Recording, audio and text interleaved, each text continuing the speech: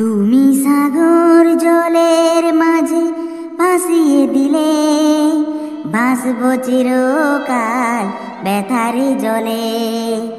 কষ্টের ঢেউ দোলা দিয়ে কি বলে, কষ্টের ঢেউ দোলা দিয়ে কি বলে, অসহায় জীবন কিভাবে চলে।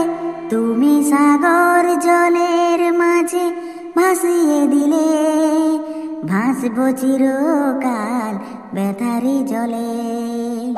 কি ব্যাপার রে লালটু, আজকে তুই খুব গান করছিস? ও কিছু না ভাই, এমনিতেই গাইছি। লালটু, সত্যি করে তুই বলতো, তুই কারোর প্রেমে প্রেমে পড়েছিস নাকি? বলেন কি? আরে প্রেম তো বড় লোকরা করে, আর গরিবরা শুধু মন থেকে ভালোবাসতে জানে। আচ্ছা। আর তাছাড়া আমার দ্বারা ওইসব প্রেম প্রেম হবে না। এই তোরা চুপ কর, স্যার আসছেন।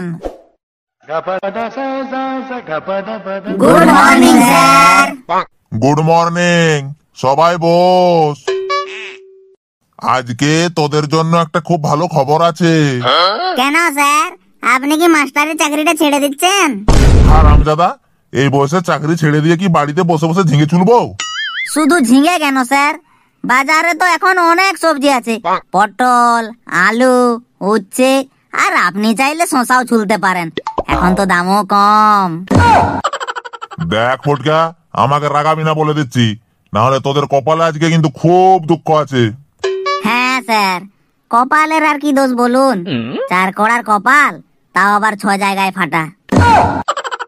আচ্ছা স্যার, আপনি যে বললেন আমাদের জন্য কি যেন একটা সুখবর আছে।